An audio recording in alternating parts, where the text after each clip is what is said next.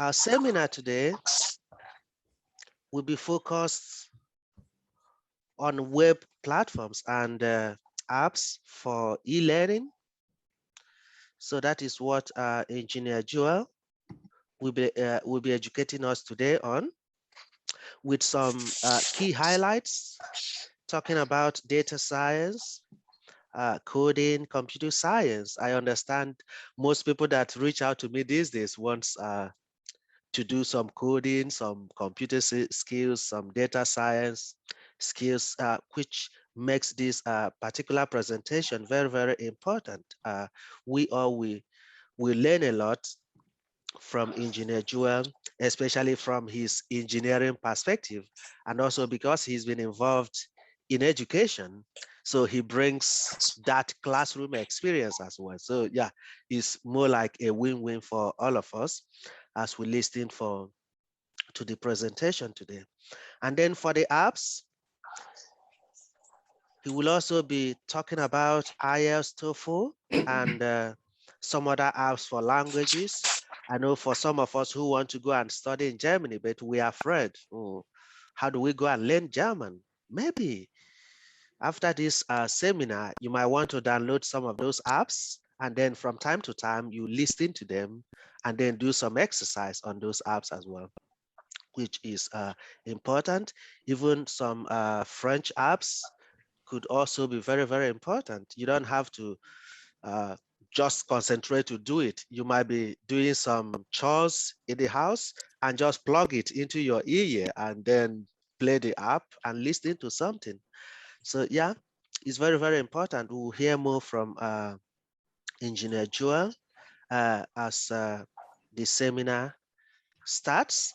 You know, we do say 5 p.m. Nigeria time, but I don't know if our peculiar circumstance on Saturdays, like people do always say, Saturdays are for wedding. Possibly people are on wedding, maybe at reception at the moment, dancing and enjoying. So yeah, that is understandable. So that is what the seminar will be all about today. And then I've got a slide because in the survey or the registration form, which we shared and participants registered, we had 82 responses for those who registered and said they are going to participate in the seminar today. And out of those seminar, there is a key question we asked, which says, do you already use online e-learning apps or websites? 46% said yes, we already use it or we do, whereas a higher proportion said no, they don't. We know e-learning platforms or websites have always been there, you know, especially from the 1990s, as we all will understand, but they were not, some of them were not very, very popular. However, the pandemic that started in 2020 brought everything to the fore. You know, online teaching, hybrid teaching, e-learning, and all of those became the order of the day, which is even what makes the presentation today very, very important, because the world is no more going back to what it was before. Some universities in the UK are still planning for face-to-face and online teaching next year, because planning for the next academic year starts at the second semester of the previous of an academic year before that. So they are already planning, okay, we'll teach some face-to-face, especially practicals, but the theoretical aspects will mainly be online. So that makes it very, very important for us to understand some of these e-learning websites, which can also support for those of us who are in academic environment or are still students, will benefit so much, because, you know, in the future or going forward, we'll all be dependent on these websites and these apps for our learning in the future. So thank you so much for those of you who have joined. The number is gradually increasing. So I'll just call on Dr. Zeribe to introduce Engineer Joel, and then we can kick the seminar off. Good morning, everybody, or good afternoon, good evening, depending on where you're tuning in from. My name is Zeribe Nwosu.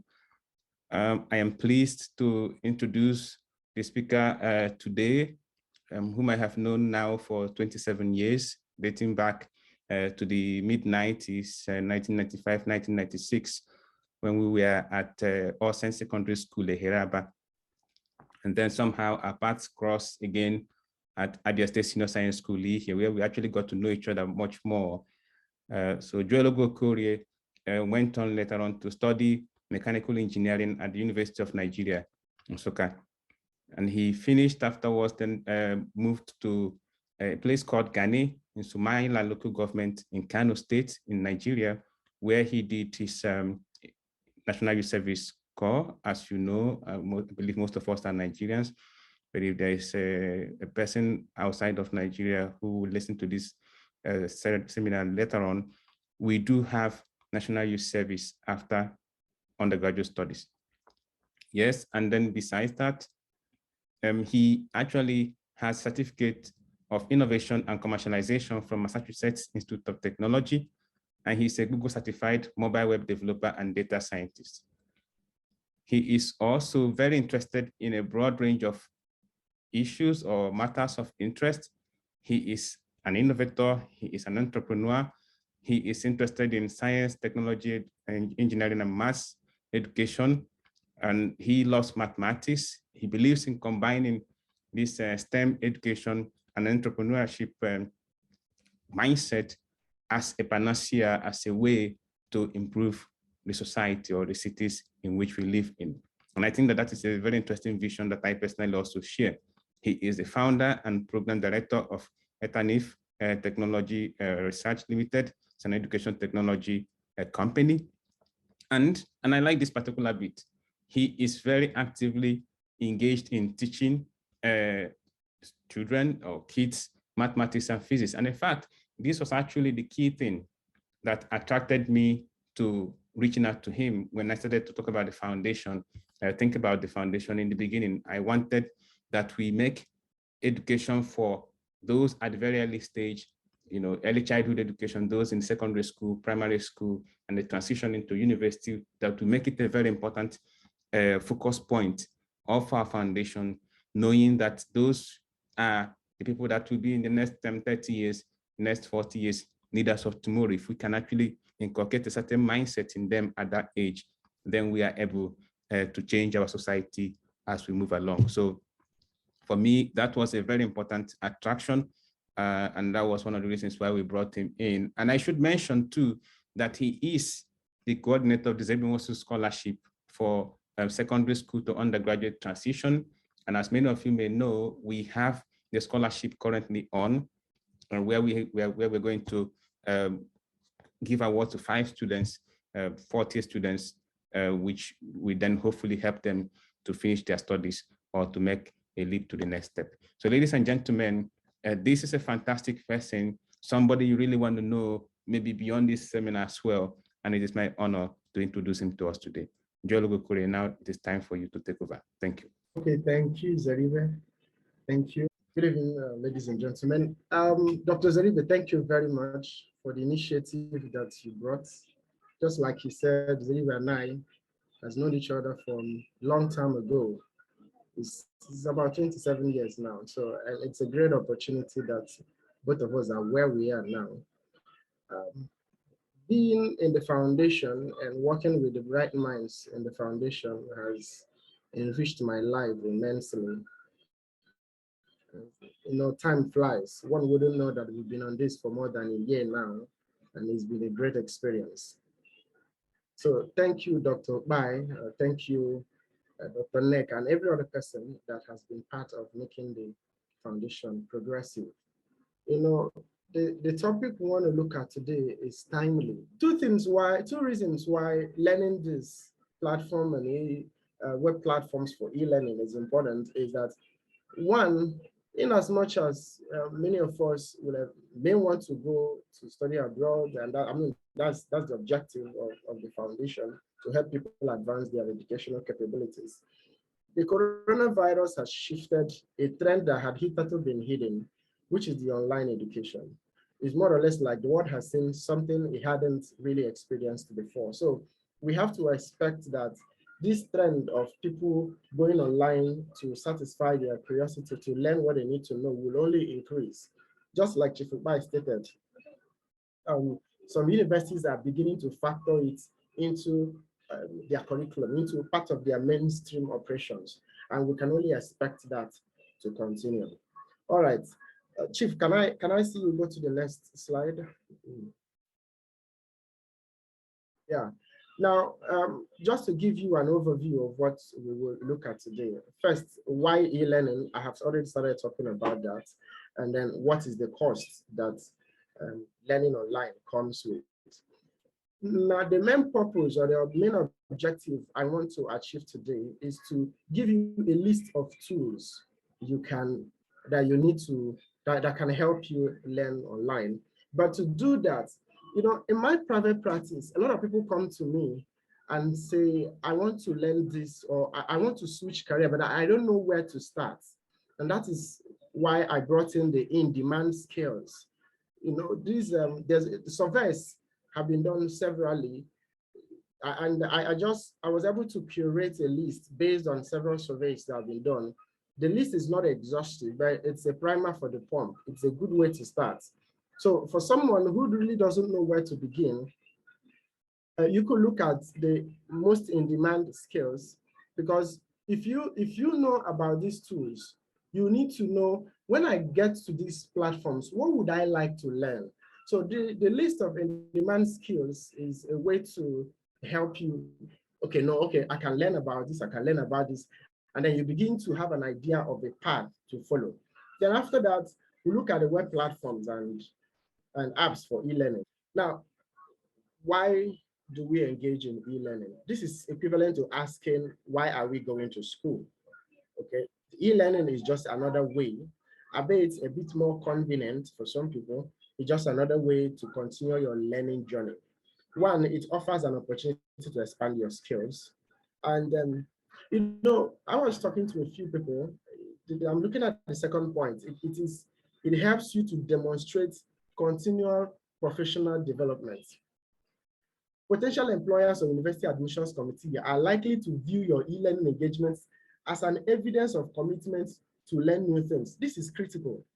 You know, when many of us want to write our SOP, you want to write our letters of motivation, the admission committee, they want to see something that can convince them that this person has what it takes, or is ready to give himself completely to studies.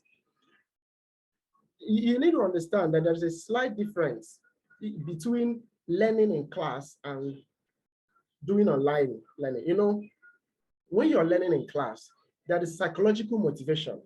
You are seated in class with 1 or 2, 3, 4, 5 people. Now, when you look at other people doing what they are meant to do, it kind of pushes you to do something too. But when you are doing online learning, most times you are alone.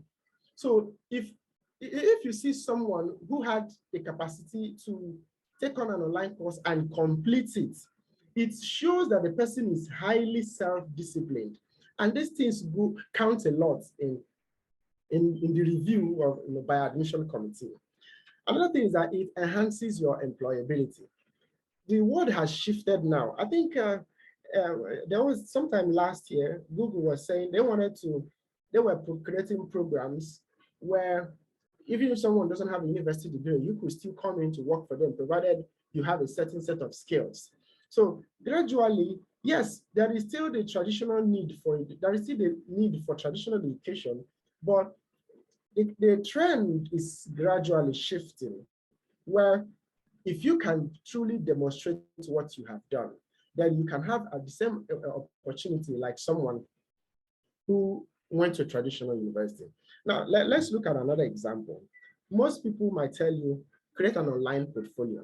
I think in some applications, maybe PhD applications. They will need to, if you can create an online application, showcasing what you've done so that someone can easily see this, it increases your chance. The point I need us to get from there is that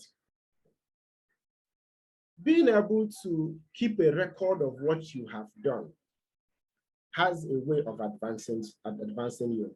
Now, easy accessibility, you can learn from anywhere. That's one of the selling points of e-learning. E-learning gives you the opportunity to learn at your pace. For someone who is self-disciplined, but this learning at your pace requires you to be self-disciplined. Now, what are these most in-demand skills? I have a list there, but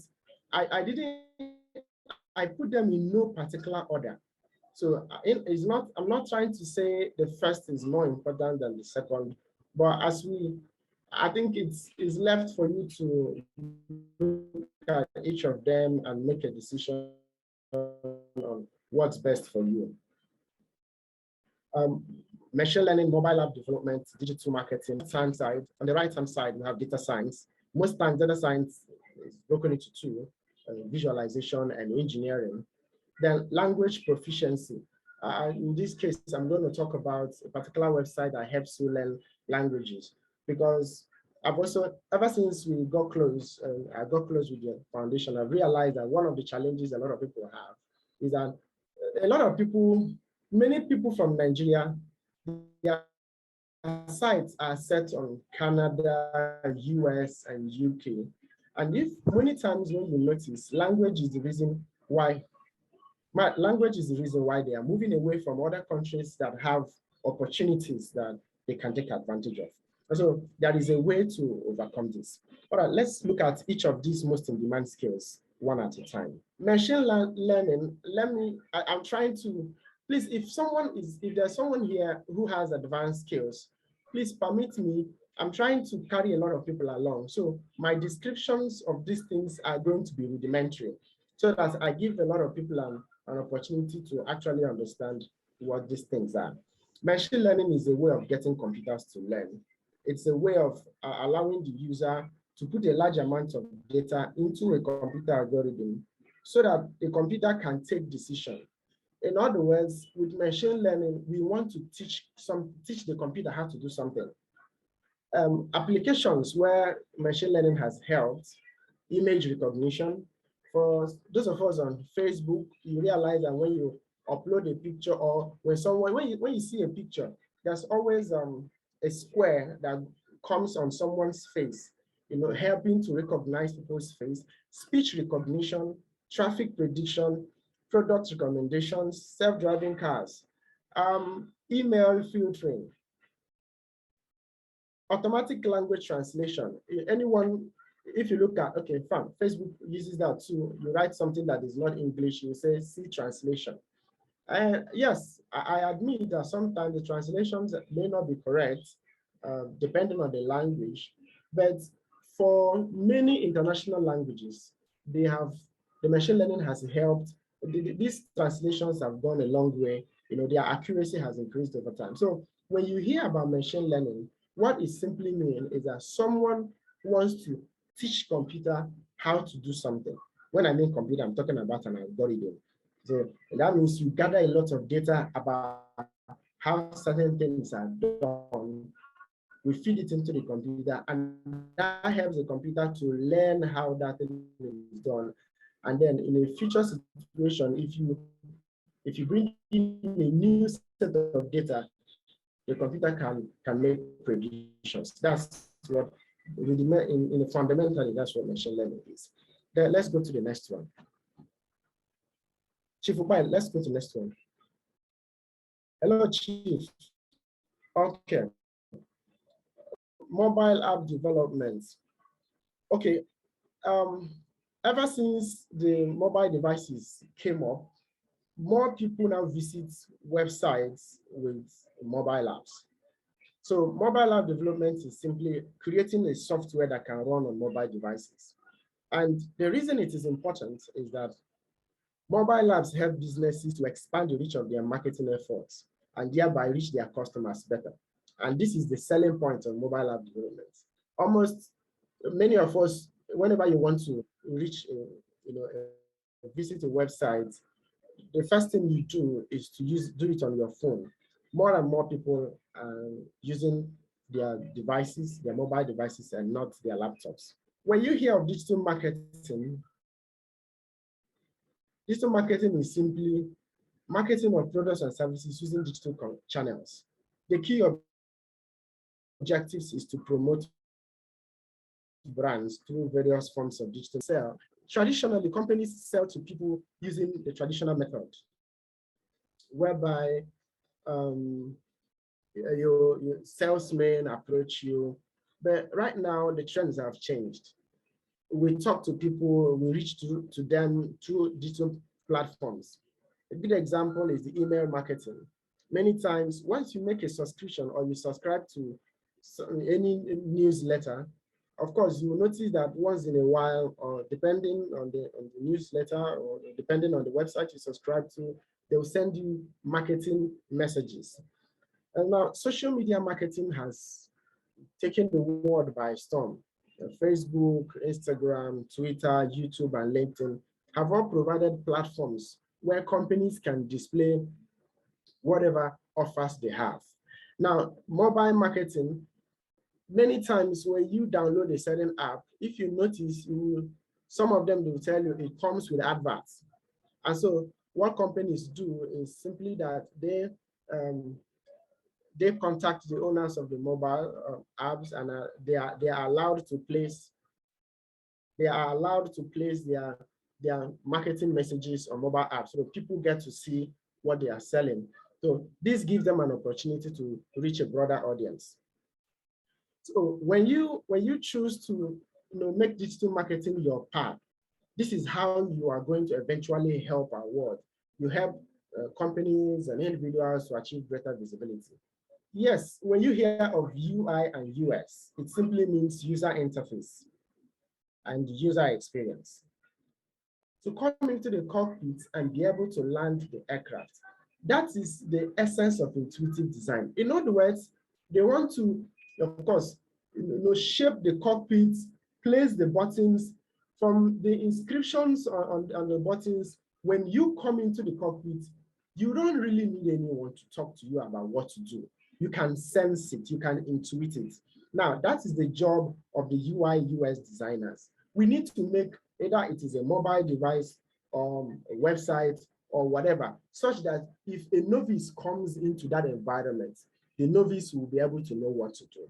Now, if you decide to pursue the UI UX design path, that's exactly what you will be doing eventually. All right, Doc, let's go on. Cybersecurity.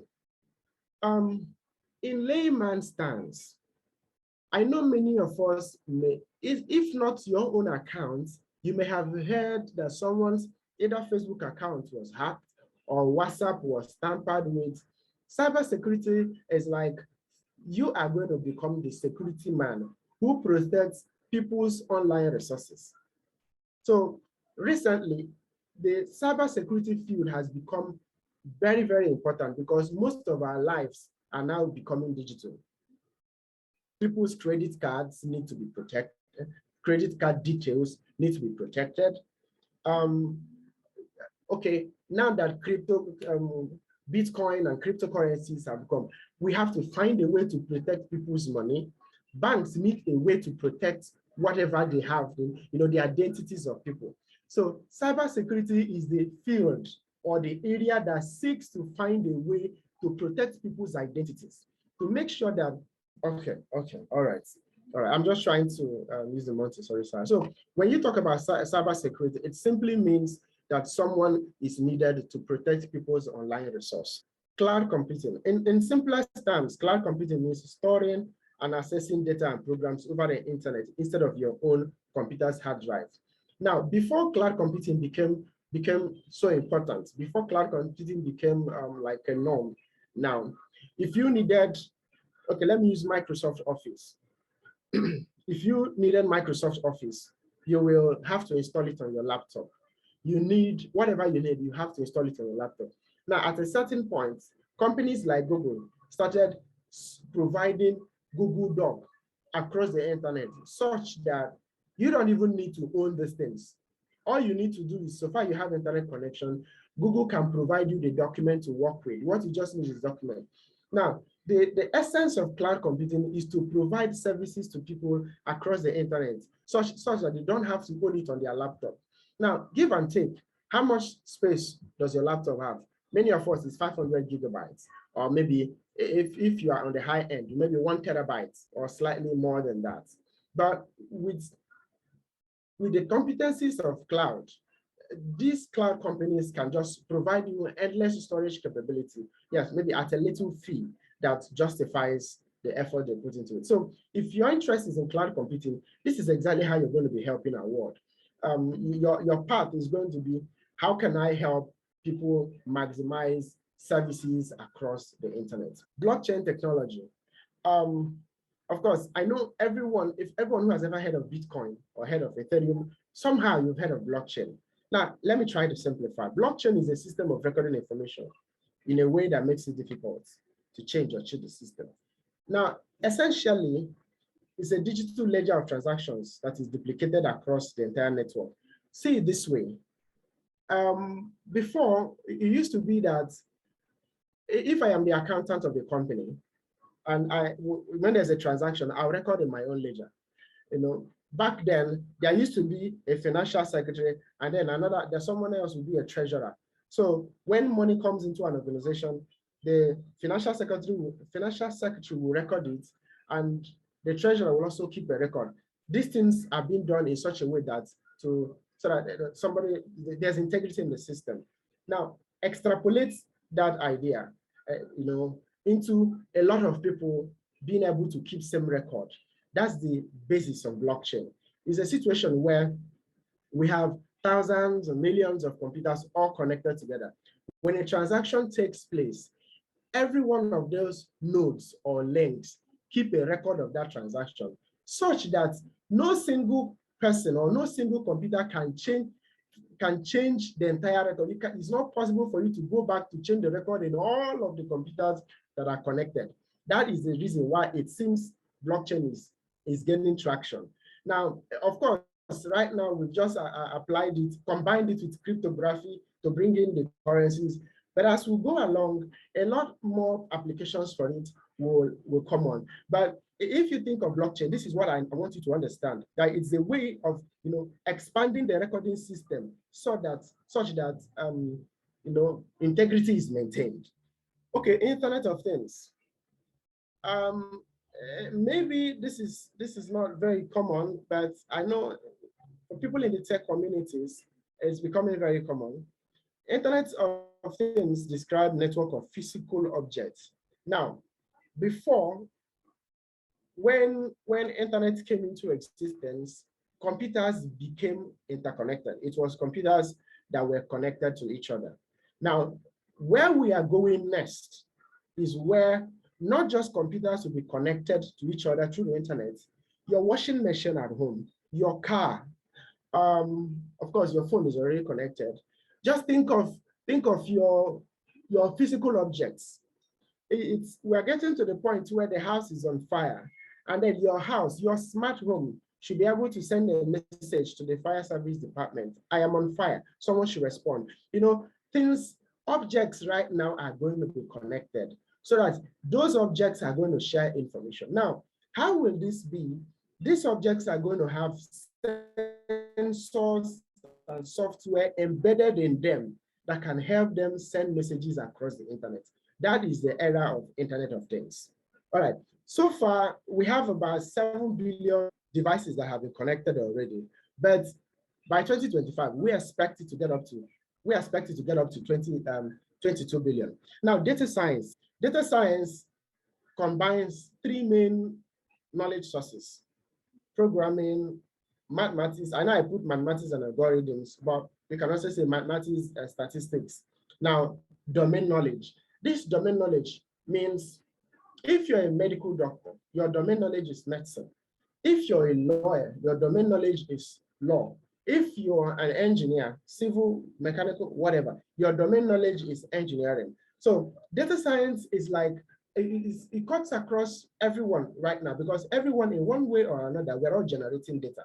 So that's why I'm really interested in data science, because even if you eventually don't go into any of the tech fields, if you can have solid background in data science, you can easily will be able to, like people who want to go into sciences, the ability to handle data and extract meaningful insights from data is a key skill in the 21st century.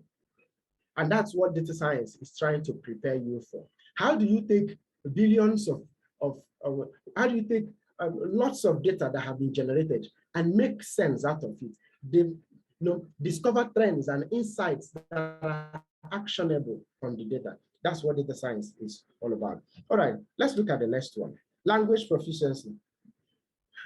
The reason I put this, I think, is the second paragraph, that an extra language makes you more attractive to global opportunities.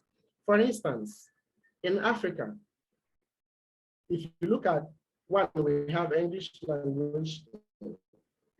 Now, for many international organizations, many opportunities they create need people that are versatile, really making it easy for people to learn languages right from their homes. If you can dedicate like 1 hour every day, in 3 months, you will achieve working proficiency in a language of choice. So language proficiency cannot be overemphasized.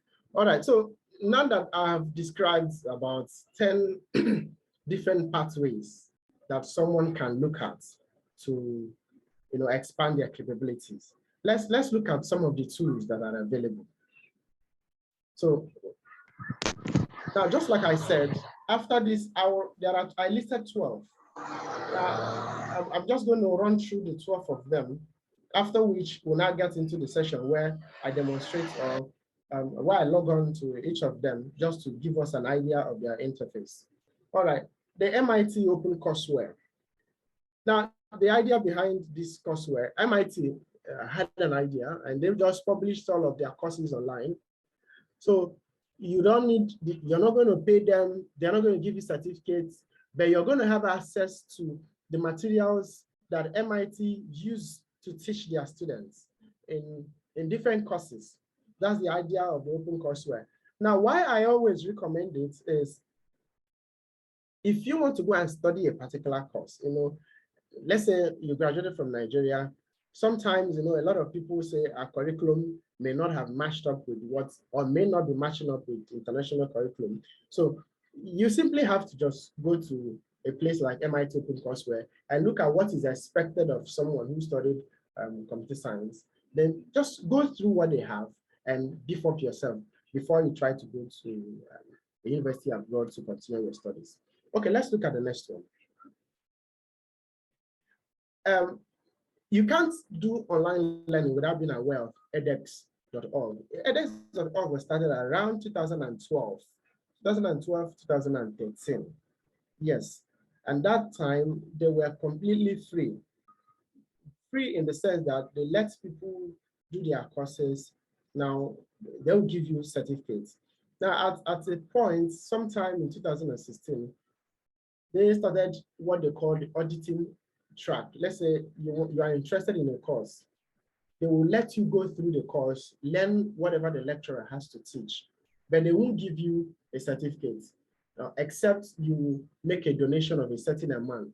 Sometimes, or back then, I think it used to be something like $50, $100, thereabouts. And I think they are still continuing with that now, whereby if you register for a course, they will allow you to study for free, but you won't get certificates except you make some deposits. One important thing about edX is that it is a consortium of universities. Originally, it was started by Harvard and MIT, but right now, universities from around the world has come together. So you might see a course on biological functions, or see a course on data science, and that course is being delivered by lecturers from Tianjin University, China, or in Korea, or in Spain. So and these people delivering these lectures are actually practicing lecturers. They are people who are leading professors in their field that come around to teach. So that's just what I want us to have in mind. Now, Coursera too is another opportunity, or yes, it's an opportunity. It's a linkage from various universities. While edX was started by MIT and Harvard, Coursera had its beginning. Stanford University played a great role in the beginning of, or in the initiation of Coursera. Now, Coursera too provides opportunity for universities to come and deliver their courses.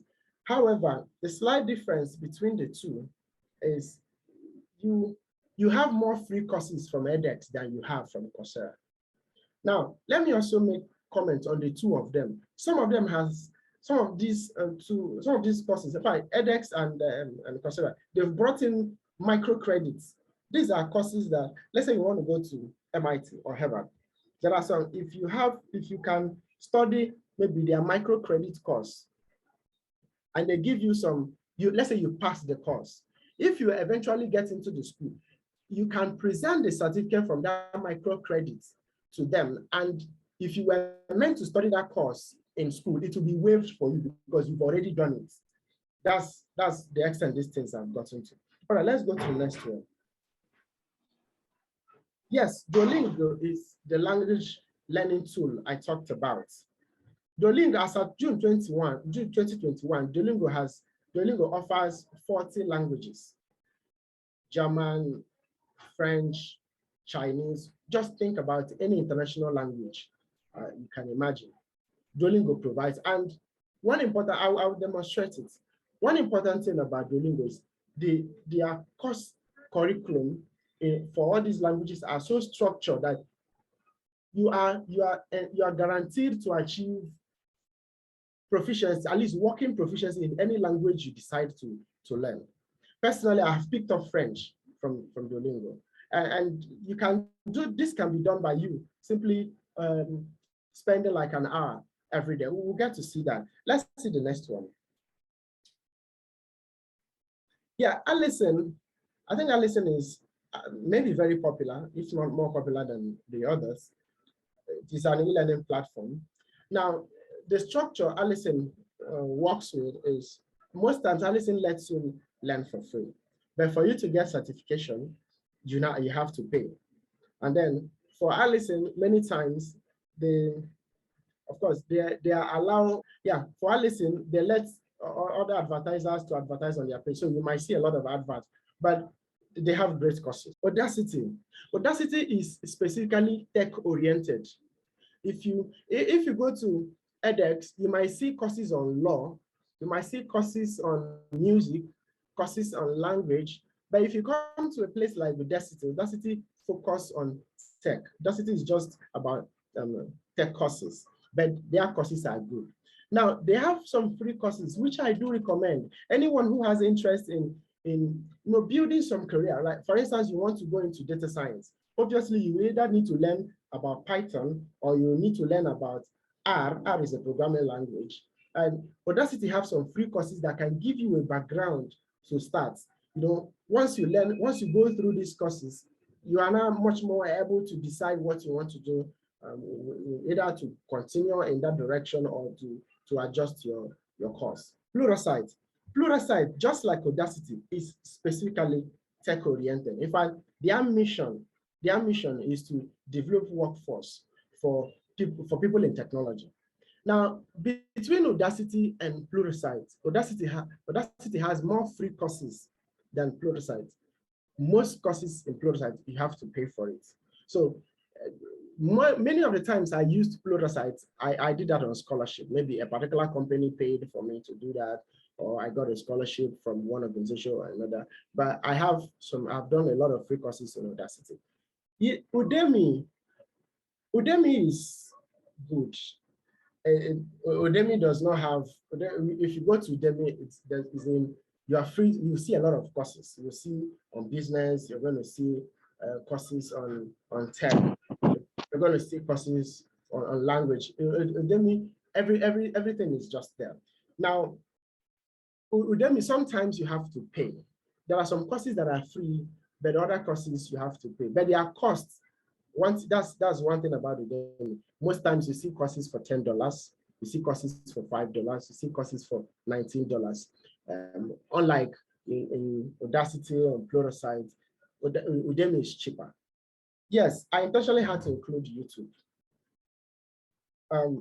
YouTube began as a video sharing website to make it easy for people to share video. But gradually, it has transitioned into an education website because people are now using it to share education-oriented videos. For instance, in fact, the only challenge with YouTube is that you may not get a structured content. For instance, if you go to edX, Coursera, Audacity, or Pluralsight, they developed a curriculum, and so they teach you, they try to structure what you're going to learn. It follows from one step to another. In YouTube, you just see videos. So you really don't know what to learn first. And that's what I mean by structure. When you go, for instance, the reason we go to university is that there's a curriculum. That is something you have to learn first before you learn this other one, more like prerequisite. In YouTube, you don't have that. So YouTube is usually a place, if you're starting out and you don't even know where to begin, you might spend some time around YouTube, just type whatever it is you want to learn. You're going to see one or two videos that can give you, illuminate your mind on what to do, and more like a primer for the pump. Now, I also added that YouTube is a great way to begin your IELTS journey. A lot of us need to do our IELTS. There are some great videos in YouTube. Yes, you may need to do a paid course. But sometimes I recommend that people go through these free resources. It helps you to know what to ask for or what to look for when you eventually get to make payment for a certain course. Now, Free Code Camp. Free Code Camp was created to help people learn to code for free. They have thousands of videos, articles, and interactive coding lessons. In fact, one of their unique selling points is the interactive coding lessons, which I will demonstrate. Now, if you are new to coding, you've not done anything, I will recommend you begin from Free Code Camp. They know that you've not done anything about it. And so they have a way of taking you from ground zero. And then there's an incremental growth as you go along. Facebook Blueprint provides a platform for you to expand your capability in social media usage. It introduces you to productive ways of using social media. Well, I think after a while, Facebook decided to curate, to kind of create an opportunity for people to learn how to use the tool called Facebook and how to navigate the world of social media. While talking about this, I need to make an important statement. Your social media handle has become more like a CV. In fact, in a popular parlance, we say your social media profile is the new CV. Companies most times now visit if they don't ask you to provide it, somehow most companies now visit your social media profile to get an idea of the kind of person you are. So it is important that while using social media, you just have it at the back of your mind that prospective employers and maybe schools will use social media to check the kind of thoughts that run through your mind. Now, when you go to Social Media Blueprint, it's going to talk to you about, you see topics like how to do social media campaigns, how to do adverts, and how the social media algorithm, Facebook algorithm works, and stuff in that direction. Codecademy offers a hands-on approach to learning coding. When I was starting my career in coding, I did a lot with Codecademy. But of course, now their policies have changed. Back then, they had a lot of free courses, which was, those free courses helped me. But now, Codecademy has adjusted. They don't have as much free courses as they used to have before. But one thing is, if you look at what they have and you want to get into it, Their courses have great quality. I can recommend what they have. Data camp. The unique thing about data camp is that it's designed to help you become more proficient in data sciences. Their courses are more inclined towards data analysis. So for those who want to get into data science, data camp is a place to begin. However, not as free. There are not as much free courses in data camp as you have in the other ones I have mentioned. Now, just like I said, while I'm going to be giving this conclusion, I'm going to go back to try and run through, just show us the interface. So, but in drawing the conclusion, the message I just want is that I just want to pass across to us is knowledge has been democratized.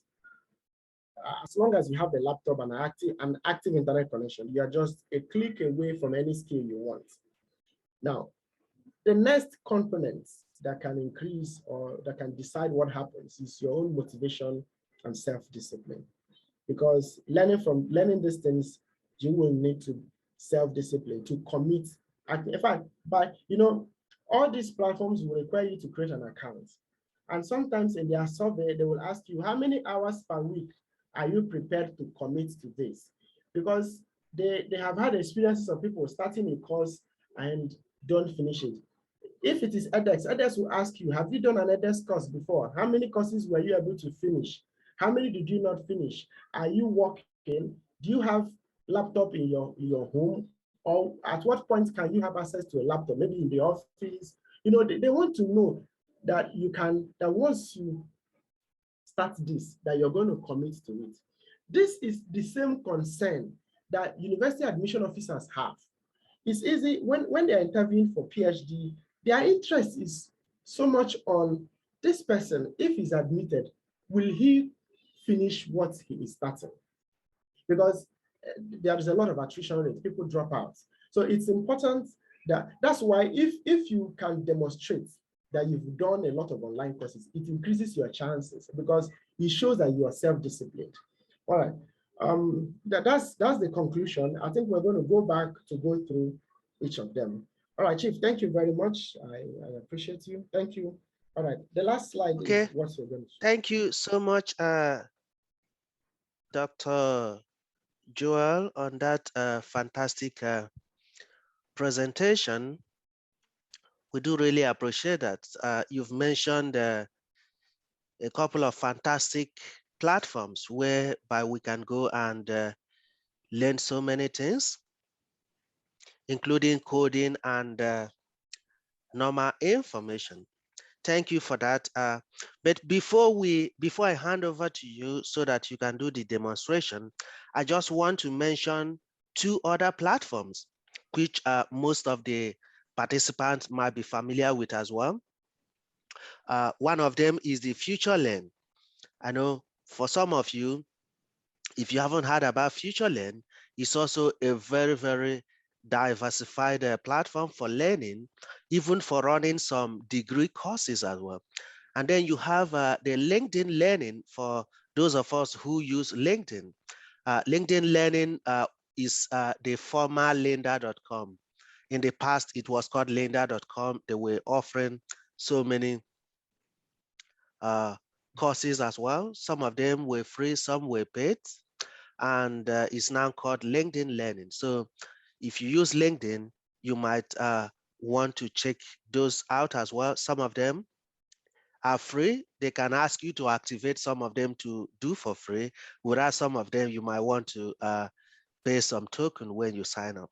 So thank you, Dr. Joel, for that. I will then stop sharing so that you can take over and then lead us on the demonstration aspect. Thank you. Yeah, I want to just say something about LinkedIn Learning. I try to focus on those tools that are either free or almost free. LinkedIn Learning, a lot of the courses there are no longer free, and so you have to pay for them. That's why I didn't want to include it, but it's a great way too. And then someone mentioned in the comments, there's this one Google uses, Google Skill Shop with google.com. Yes, more especially if you're interested in digital marketing. I think please, anyone that is there, you just look into the charts where you have Skill Shop with google.com. They have a fantastic set of courses there, but you know, it tends towards digital marketing. You can select by courses. Okay, let's say either you select by topic or by department. Let's say I want to go by departments. Departments, let's say I want to go by biology, health science and technology, whatever. But let's say I want to go by biology.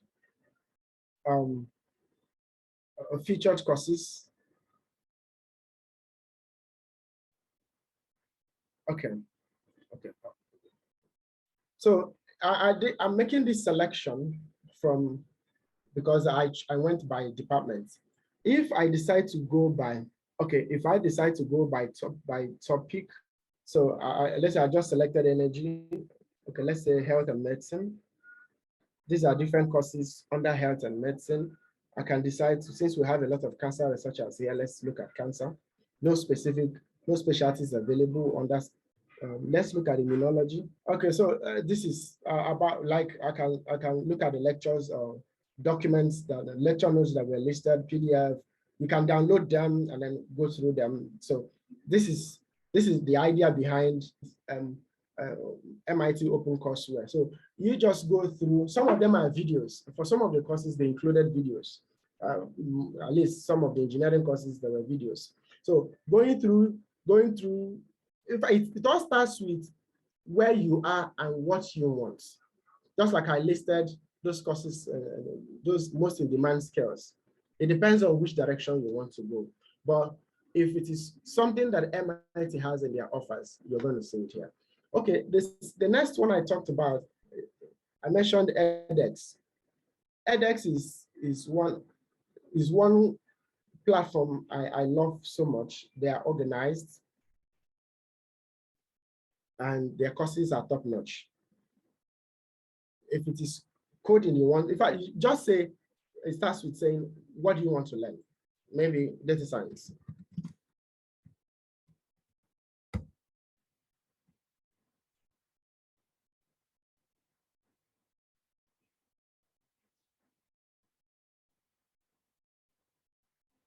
Okay, when you see something like, okay, introduction to data science, this course is offered by IBM. Data science, machine learning. This Harvard X means that it is offered by University of Harvard. So they always add X, to show it is the online version of the course. But there's no difference between this and what you will eventually get if you were to do in Harvard. Python for basics data science. So if this is what you want, for instance, I can click on it to enroll. Okay, it says estimated 3 weeks, 4 to 10 hours per week. That's what you need to, that's what they expect you to add to the course or to provide. It starts January 29. So it's free, you're not going to pay anything. So if you're interested in data science, well, this is a good place to start. So these are the instructors. Joseph is a PhD data scientist from IBM. You're going to see the other ones and it's go along. So if you're interested, just like I said, everything depends on your direction. The most important thing is to decide where you want to go. And then you start moving in that direction. The other tool I talked about is Coursera. Coursera is just similar to edX. The difference is that in Coursera, sometimes you may have to make payment. Okay, like this course is a cyber security master track. Some people, when we advertised for this, some people reached out to me and said they want a situation where they do a course and get a certificate. Yes, the certificates that these platforms give you are now being recognized. In fact, if you include if you include a certificate that you got from an online, it's recognized. Companies now recognize it, that yes, it's a sign that this person, besides the fact that it shows you're disciplined because you could do that on your own, it shows that you're motivated for you to have stayed in your house or in your office and put in that, if you're working, for instance, and put in that extra effort to get this thing done. It goes a long way in boosting your career, your CV, your resume. So Coursera and edX are almost the same in their interface. Now, I mentioned, I talked about Duolingo. This is Duolingo. Let me close this so I can have more space. This is Duolingo, the language tool I talked about. Duolingo gives you opportunity to learn courses that you want. Yes, Doc, thank you. It gives a good impression about the candidate. If you can include that you've learned, you've done some online courses, it makes a good impression about you. Okay, for instance, this is me learning French. You can add other courses. I mentioned to us that Duolingo offers 40 courses. So we have Spanish here, 27.5 million learners. French is 17 million learners. Japanese, German, Korean, Chinese. Just you go on and on and on and on. So this would be helpful. Let's say there was a time I was considering an opportunity in Poland. I just told myself, if they say yes, I won't even waste time. I'll just come here and learn Polish and move on. So that's where Duolingo really helps. Alison, I mentioned Alison, and then I also told us, Alison, the method Alison uses is you do a course and they give you certificate. For instance, but Alison, sometimes you tend to see business-related courses. See, Coursera and edX are academic in the way they are structured. They want to give you the sense of you being in a university. That's the idea. Now, Alison is designed for people who are already working. At least that's the objective. They want you to learn skills that you can easily, quickly apply in your workplace. So if you are visiting edX and visiting Coursera, their teaching style is academic in nature. You get to feel like you're in a university doing the course you were meant to do, something like that. I mentioned Audacity. And I told us Audacity is, to a great extent, is just basically tech. But one thing about Audacity is that I love their free courses. For someone that's interested in data science, I would recommend Audacity's Introduction to Python. Let me see if I can log in and show that. The introductory course to Python. It's detailed. If you can go through it,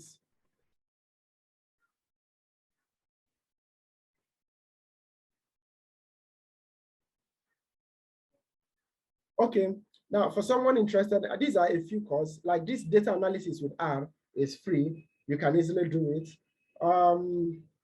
It has an introduction to machine learning, is a free course. Introduction to statistics. I think there's another course I want to. The Python you mentioned. Yeah, I'm looking for, I think it should be down. Introduction to Python programming. This course assumes that you have no knowledge of coding. It assumes you are beginning from ground zero. So for people that are interested in data science, I will recommend this. Okay, now Audacity, I mentioned to us that, sorry, Pluralsight. Pluralsight and Audacity are similar. The major difference is that you have more free courses in Audacity than Pluralsight. Many times, the times I use Pluralsight, people paid for me. So I've not done a free course in Pluralsight before. Yeah, this is Udemy. Udemy, two things you need to know about Udemy. Udemy is not, I'm not saying it's not academic. Udemy is designed for people, you want to pick up a quick skill. It may not necessarily be something academic, a quick skill. Udemy and Alison are almost on the same level. So they are designed for people who are already working. And I need to just point this out. When deciding whether to add a particular course to your resume, you need to know what to add. If I do, let's say I talked about the course, let's say Introduction to Python. If I am applying for a course in data science and I put Introduction to Python, it matches very well. It will include it will boost my profile. But there are some courses you do that I will recommend you don't include. For instance, how to create a blog site, how to do blogging. Yes, those kind of courses might increase your efficiency, in doing your work, but I do not recommend you include them. What you include should be determined by where you want to interview or where you're going to, something like that. Most of them have apps too, but they will recommend you use a laptop. One, because the laptop has more computing power, and some of the exercises they might want you to do are designed to work better on laptops than on the app, than on your mobile phone. Many of the courses will, yes, if you're using a mobile phone, you might be able to read through, their textbooks, maybe watch the video, but when it comes to the exercise, you might need to work with a laptop. So I always recommend, in this journey of e-learning from tools online, I think it's better with a laptop. Thank you very much, Engineer Ogwo Okorie, for this very fantastic presentation, very informative one. I have learned an awful lot from this, and I'm not just saying that for the sake of it. For example, this Pluralsight, I didn't know about it. Bright shared the Google Skill Shop. I didn't know about that before now. Honestly, I'm not even sure that I'm also well aware of it. So it shows how much the world is evolving on a subject of this nature. And if majority of us, and I can tell you that I have a very substantial awareness of what is going on on the internet. So if I'm telling you I don't know some of these, I'm very confident in saying that majority of people in the audience do not know many of these things that you shared here today. And so we have shared a very useful piece of information that I believe that if someone just pays attention to the motivation behind it and then tries to find a way to take advantage of any of these things that we have shared here today, I believe that it could be useful for him or her. And just to put something in perspective on why it is important to take this sort of learning that we have done today very seriously. On a personal perspective, where I'm doing my postdoctoral research fellowship, I am actually doing a lot of bioinformatics. I did not train as a bioinformatician, and I did not do any official, certificate course or diploma on bioinformatics. It is just something that I, picked up by, self-learning. And I can tell you that the main value I bring to my lab today, I mean, of course, I bring a couple of other tiny bits and pieces of value, but the main value is that bioinformatics skill set. So, ladies and gentlemen, if you pay attention to any of these tiny things and try to develop a skill set on it, you may be surprised that what you went to the university and spent 5 years on may not be the thing that will feed you and may not be the thing that an employer will see and hire you, but rather something that you learned on the sideline. The same is true also for languages. If you are thinking about working with big organizations like the World Health Organization, or I don't know, World Bank, any of those, I don't want to focus too much on the health aspect. If you learn any of these tiny additional languages, if you are basic languages, English, you learn French or learn German, you will be so surprised how much an employer will value you more than someone else who has exactly the same qualification as you, but does not have that additional component that you bring to the table. So I really want to thank the presenter today for this very insightful presentation.